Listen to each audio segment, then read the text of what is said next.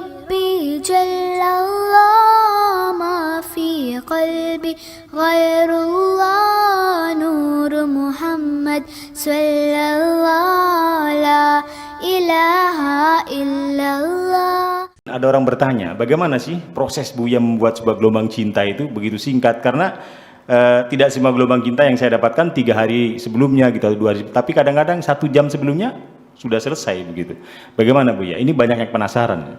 Ya, bagi saya ya mengalir Iya. biasa saja lah. Saya tidak merasa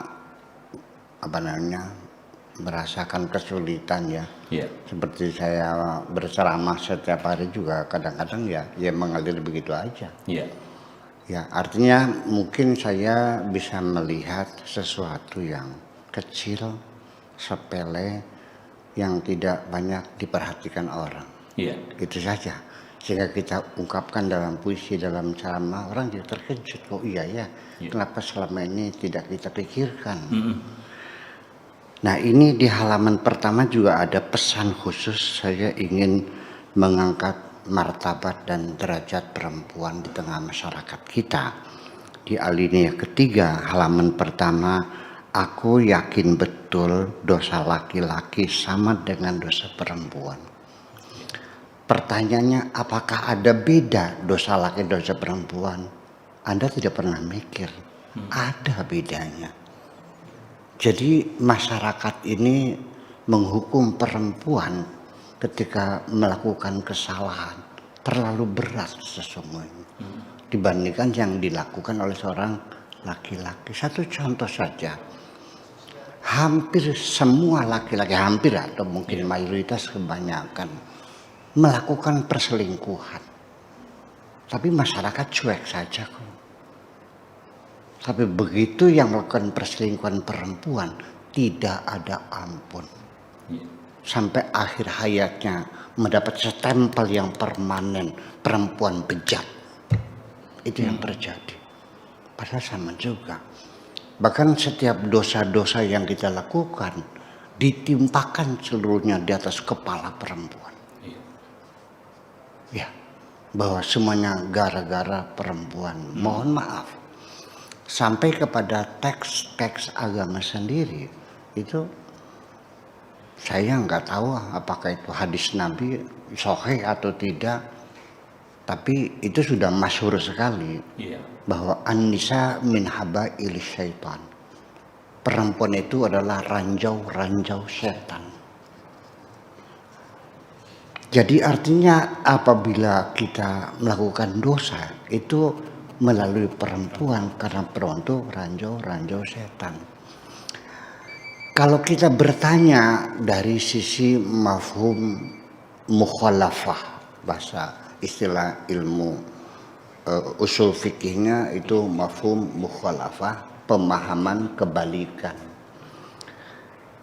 Kalau perempuan itu ranjau setan, laki-lakinya apa?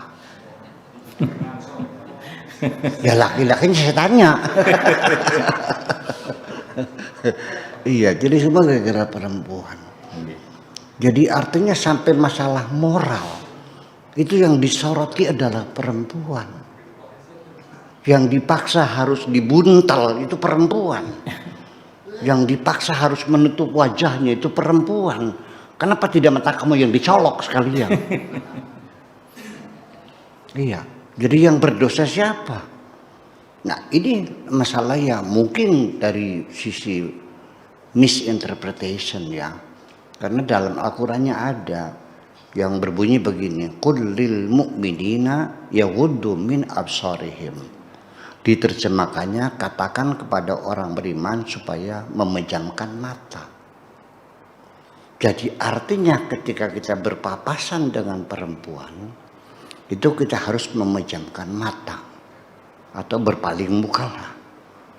Apakah begitu sopan santun kita dalam bermasyarakat?